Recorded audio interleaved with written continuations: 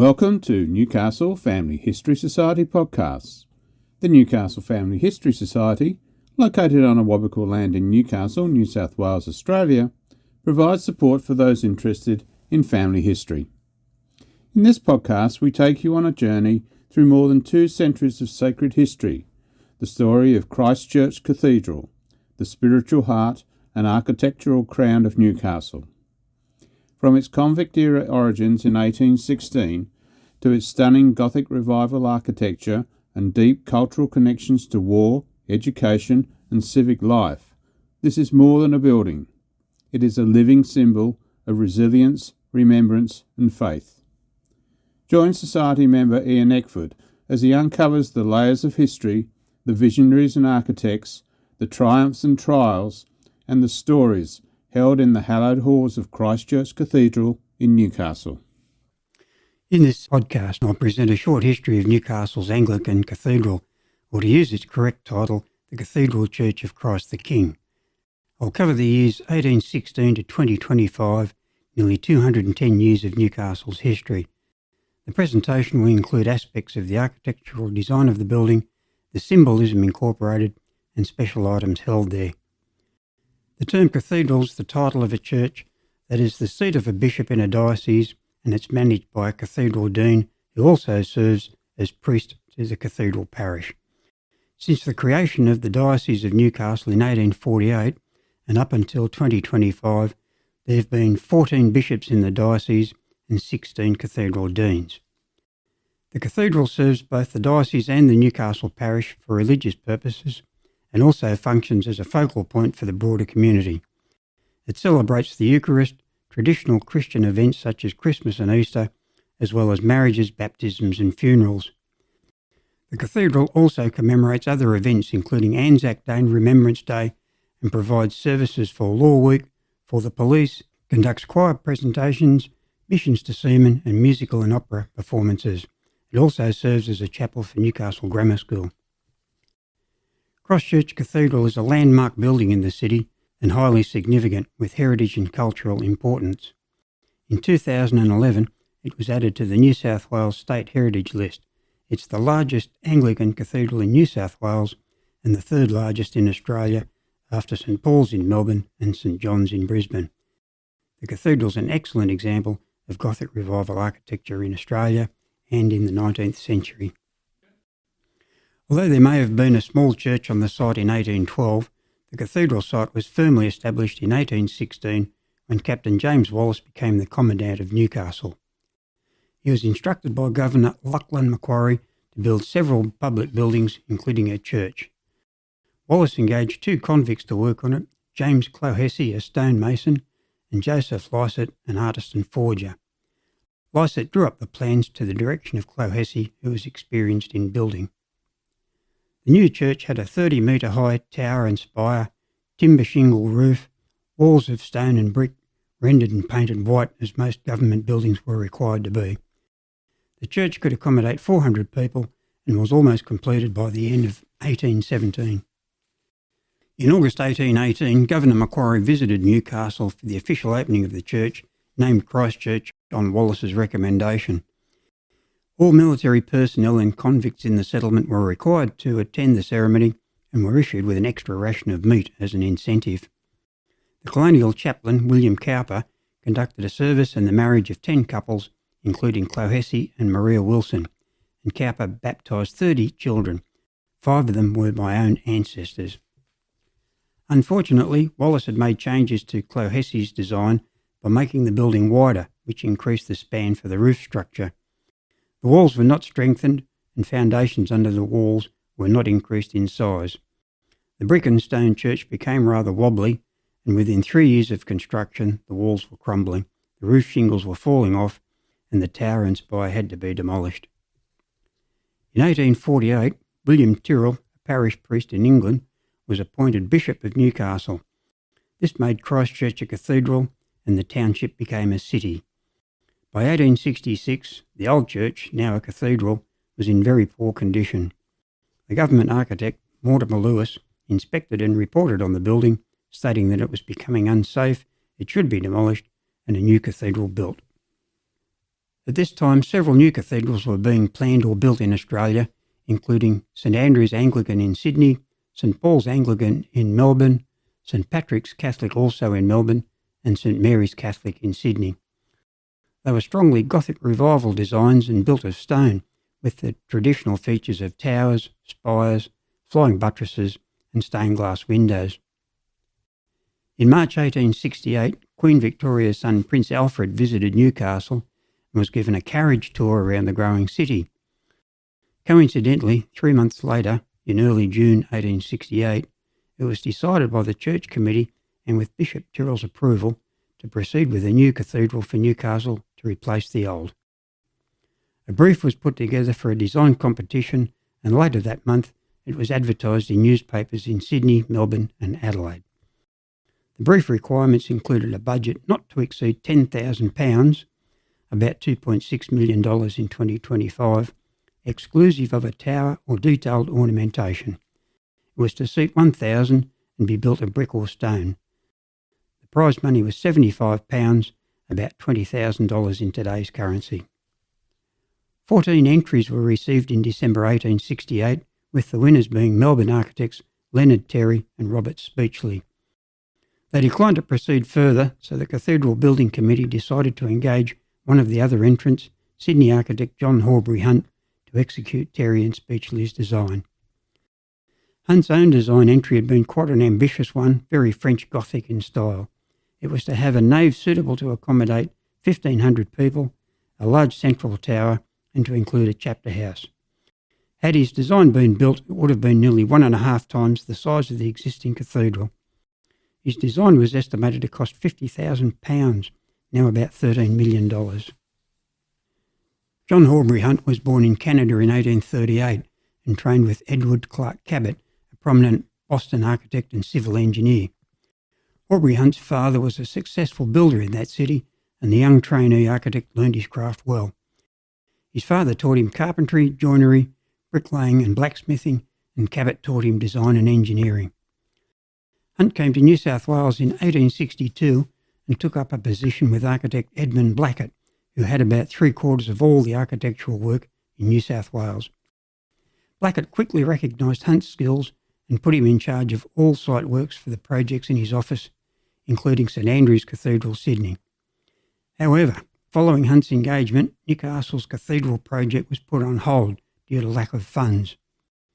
In the meantime, Hunt was engaged by Bishop Francis Turner to design new cathedrals for his diocese at Grafton and Armidale. Much smaller in scale and modest in design, they were built in detailed brickwork. In 1873, Hunt was asked to provide a completely new design for Newcastle Cathedral that would be affordable and easy to build using local skilled trades and materials. His design was an English Gothic cathedral style, much simpler than his first scheme, but well detailed. He specified that it be built with double-pressed and double-glazed bricks, as he knew sandstone would not survive the environment so close to the ocean. The design work and meetings between the architect and building committee progressed throughout the 1870s. Unfortunately, in early 1879, Bishop Tyrrell became ill, and a few days after surgery he passed away. He was succeeded by Bishop Josiah Pearson, who signed off on the new design in 1882. Work started on site in early 1883 for the cost of £20,000, now about $5.5 million. This, incidentally, was the same year that work commenced on architect Antoni Gaudi's Cathedral of the Sagrada Familia in Barcelona. Work stopped in Newcastle due to a dispute between Hunt and the cathedral canon Arthur Selwyn over the demolition of the old church. The building committee realised that it would take some time to complete the cathedral, so it looked for a short-term solution. Hunt was asked to provide a simple design for a pro-cathedral which could be used as a hall when the new cathedral was completed. The pro-cathedral was built in 1884 and is now part of Newcastle Grammar School and known as Horbury Hunt Hall.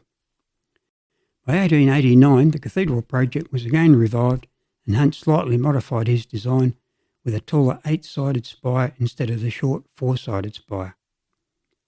In 1891, the new bishop, George Stanton, approved the recommencement of the cathedral project, and work started in 1892 with John Straub as the builder. Straub had previously worked in Newcastle, having built the Victoria Theatre in Perkins Street, completed in 1891, and the Earp Gillum Warehouse in Newcastle East in 1888. The cathedral foundation stone was laid on the 2nd of June 1892, and then another dispute broke out between Hunt and Straub on one side and Dean Selwyn on the other. The builder was locked out of the site, and in 1893 all work ceased. The matter went to the Equity Court in Sydney, which found in favour of Hunt and the builder. However, the building committee decided to end Hunt's engagement, and he was dismissed from the project in August 1896. The builder did not wish to continue with the building, so work ceased. Since Hunt's departure, there have been several architects involved in the completion of the cathedral works, and largely to Hunt's original design. The principal architects were John Hingston Buckridge, Frederick George Castleton, Edwin Clary Sara and John Sara. In 1901, Buckridge had a temporary roof installed over the nave and part of the central crossing so that services could finally be conducted in the cathedral.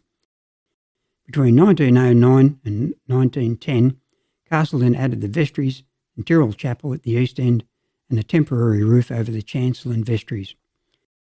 In 1912, Castleton completed the chancel, and between 1922 and 1925, Castleton added the St Michael Chapel, also known as the Warriors Chapel.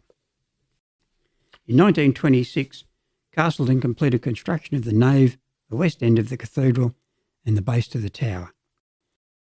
The last stage of the cathedral, the transepts and tower, were added in 1975 to 1979, initially under the direction of Bishop Ian Sheville and later from Bishop Alfred Holland and Dean Robert Beale. These works were designed and managed by Newcastle architects Castleton and Sara. To pay for these additions to the cathedral, a successful fundraising campaign was run, led by Newcastle businessman John Peshar.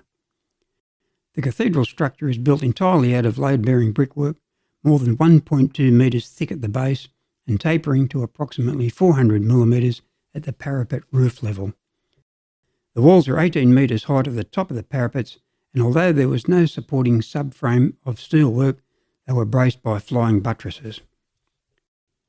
The design layout for this cathedral is a very traditional one, based on the Gothic cathedrals built in England and Europe between the 12th and 16th centuries.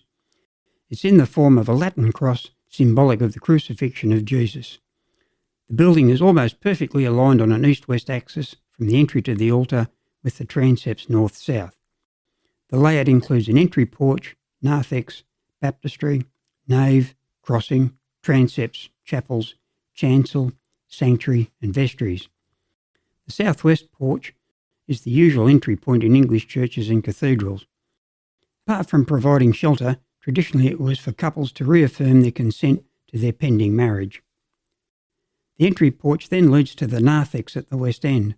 This is a large space that provides an area for gathering prior to the commencement of services.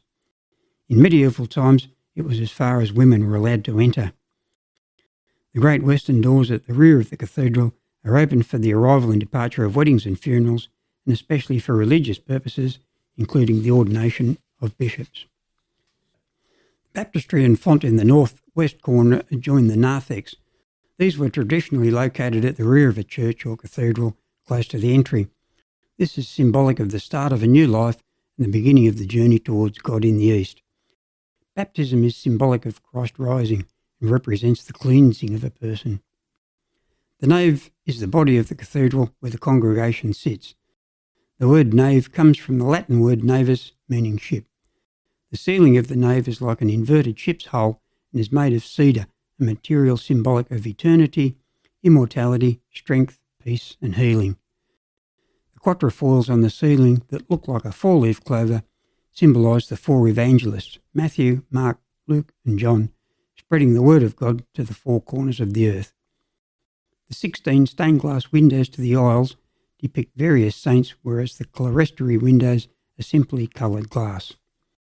The 12 banners displayed on brick pillars to the nave are the work of Newcastle artist Ray Richards. They depict saints and archangels on one side of the banner, with symbols on the reverse side illustrating the conflict between good and evil. The central area of the cathedral is known as the crossing. It marks the intersection between the nave, transepts and chancel. The nave altar is located here to be close to the congregation and is positioned on a mobile platform which can be raised or lowered. The pulpit in the crossing is for the delivery of sermons and is traditionally located against the pier in the northeast of the crossing facing the nave. It was designed by Newcastle architect Frederick Menkins and used to be in the 1884 Pro-Cathedral. It's 8-sided and carved from cedar. At the end of the nave where it meets the crossing, there's a glass panel over a recess in the floor. In this recess is the original foundation stone laid on the 1st of January 1817 for the church built by Captain Wallace more than 200 years ago. The inscription on the stone states, "Erected AD 1817, Lachlan Macquarie Esquire, Governor, James Wallace Esquire, Captain, 46th Regiment." The stone was discovered during earthquake repairs in 1995 to 1997 and placed in the recess newly constructed during restoration. On the pier to the right of the nave is a replica of the Canterbury Cross, located in almost the same position as the one in Canterbury Cathedral, England. It symbolises the Christian faith and its design is based on a bronze Saxon brooch from AD 850 found under a street in Canterbury. It was also known as a Becket cross after St Thomas à Becket, who was murdered in that cathedral in 1170. It's one of only 12 sent to Anglican cathedrals around the world in 1935. The north transept includes the St Nicholas Chapel, patron saint of sailors and dedicated to seafarers, reflecting Newcastle's harbour history. The altar to the chapel is made of Australian rosewood with floral symbols depicting waratahs, palms and wildflowers. Waratahs are symbolic of courage and resilience, palms symbolic of Jesus' victory over death, and wildflowers symbolic of happiness.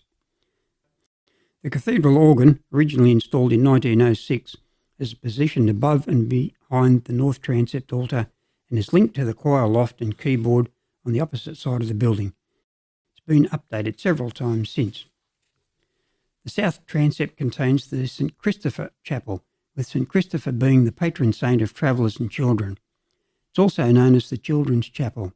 It was dedicated to the 6th Bishop, George Long, who died of a stroke in London at the Lambeth Conference in 1930. The reredos, the screen behind the altar, depicts 2 scenes from the life of St Christopher. The altar is a carpenter's bench and can be interpreted as a reminder that Jesus was a carpenter. East of the crossing is the chancel, which contains the sanctuary and cathedra, the traditional seat of the bishop. It also includes the choir stalls and the stalls for the cathedral canons. The chancel is elevated above the crossing and nave by 3 steps, behind an arch and a carved stone railing. The sanctuary is located at the east end of the cathedral and is a sacred place. It incorporates the high altar and is elevated above the chancel by another 2 steps and a railing. The high altar is raised a further 3 steps above the sanctuary floor. The high altar is symbolically the central feature of the cathedral and is also a reference to the Last Supper, with wine representing the blood of Christ and the host symbolic of his body. The altar is made of Australian rosewood from Cooranbong. The 5 panels on the front of the altar show angels and the Paschal Lamb representing Jesus. Located on the high altar, there are 6 bronze candlesticks, symbolic of the eternal light and of the 6 days of creation. Made in 1570, they came from a monastery near Milan, Italy. They were gifted to the cathedral in the early 1920s in honour of the 15 Horace Crotty, who served in the Australian Army in World War I. Candlesticks are the oldest items in the cathedral. The alabaster reredos, the screen behind the high altar, is in 3 sections.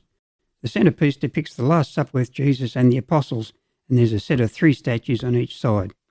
This is a replica of the reredos in the parish church in Whippingham on the Isle of Wight, England. The sanctuary lamp is a memorial to Dean John Blow, the 9th Dean, who was killed in a plane crash in Western Australia in June 1950, a year after becoming Dean. The Bishop of Riverina also died in the same crash. The 5 stained glass lancet windows in the east wall can be seen to symbolise the 5 wounds of Christ, a nail through each hand and through each foot, a spear to his side. Each window contains symbolic illustrations. The St Michael Chapel, also known as the Warriors' Chapel, displays many religious and military features. Symbolically, St Michael was the archangel and leader warrior of God's armies who defeated Satan during the war in heaven. The chapel is located in the northeast corner where the chapter house would typically be located. Approximately 330,000 Australians served in World War I, with 60,000 killed, and many were buried in unknown or unmarked graves or places. The St Michael Chapel is a memorial to those who fell in World War I. It was designed by Newcastle architect Frederick Castleton and built between 1922 and 1925. It was intended to provide a place for families and friends of the deceased to remember and mourn. It was completed before the war memorials were constructed in Sydney and Canberra. The St Michael Chapel is used for the Eucharist, for meditation, small services and weddings, baptisms and funerals. The chapel was not in Hunt's original plan in 1873, but was added by Dean Horace Crotty. The ceiling to the chapel is made of cedar, as is the ceiling in the nave. The altar in the Warriors' Chapel is made from Australian marble, with carved arches and piers. The reredos above this altar is made from 14 terracotta panels designed by George Tinworth and made at Dalton Potteries in England, installed in 1924. The panels depict the final events in the life of Jesus.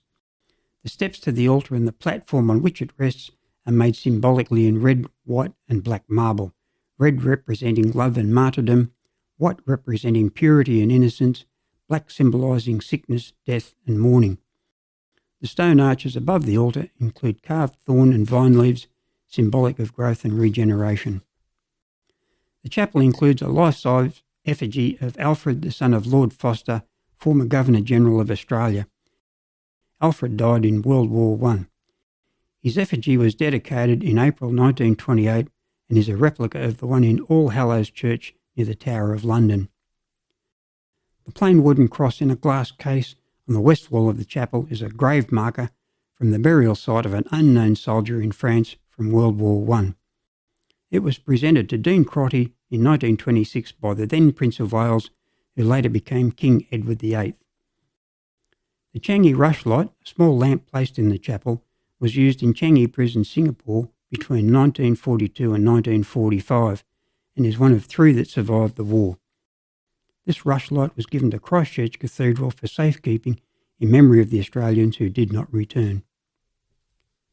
There are 72 stained glass windows in the cathedral, most of them made in London.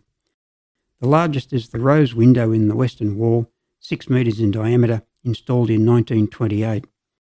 It has 16 panels depicting saints, and the centre section illustrates the Annunciation. It's similar in style to those windows in the west wall of French Gothic cathedrals such as Notre Dame, Paris. The St Michael Chapel has 13 stained glass windows made in London. They depict saints and the struggle towards light against darkness and evil. The small circular stained glass window in the north transept depicts Christ coming to judgment, carried by 4 angels. Designed by Sir Edward Burne-Jones, an English artist in the 19th century, it's a replica of a window in a church in Berkshire, England. Installed in 1907, it is one of only 2 windows in churches in Australia designed by Burne-Jones. The other is in a chapel on Norfolk Island. The cathedral contains several significant items which have been placed into its care. These items are located in the south ambulatory, locked in a secure cabinet. They include the Victoria Cross and other medals awarded to Newcastle soldier Captain Clarence Jeffries, who died in the Battle of Passchendaele, Belgium, in World War I. His mother placed his medals into the perpetual care of the cathedral deans. Captain Jeffries went to school in the Newcastle suburb of Dudley, and in a unique coincidence, one of his school friends, William Curry, also won a Victoria Cross. The Book of Gold, with a dove of peace on the cover, contains the names of those military personnel from the Hunter Valley who died in World War I. The cover of the book is made from gold and precious stones from the rings and jewellery donated by wives, widows and mothers of the men who died. The gold flagon in the cabinet was presented to the old Christ Church in 1860 by the sister of Bishop Tyrrell. Also in the cabinet is Tyrrell's pastoral staff and the seal of the first and only Bishop of Australia, William Grant Broughton. There are two historically significant flags in the care of Christ Church Cathedral. On the western wall of the south transept is the Gallipoli flag. It is from the 13th Australian Infantry Battalion, an army unit raised in Maitland. Lieutenant Colonel Granville Burnage was presented with the flag in 1914 by the Ulster Association of New South Wales, and it flew over battalion headquarters at Anzac Cove, Gallipoli, from the 25th of April to the 15th of December 1915, the entire campaign. No other flags from Gallipoli are known to have been returned to Australia. The flag was hung in the north transept for 30 years until it disintegrated, as was the custom at that time. However, the remnants were discovered and professionally restored in 2000-2001, arranged by the then Dean and a committee, and it was re-hallowed on Anzac Day in 2001. The Birdwood flag is from World War I and was presented to General William Birdwood at Ypres, Belgium. It flew over the headquarters of the 1st Anzac Corps in Belgium in 1917. Birdwood had commanded the Anzacs during Gallipoli in 1915. After the war, the General returned the flag to the Dean of the Cathedral for permanent display. It was on show from 1924 to the 1980s, when it also disintegrated. From remnants found in a box in the cathedral in 2014, it was professionally restored and re-hallowed on Anzac Day in 2017, 100 years after it was flown over Ypres. On Thursday, the 28th of December 1989, a 5.6 magnitude earthquake rocked Newcastle and its surrounding area.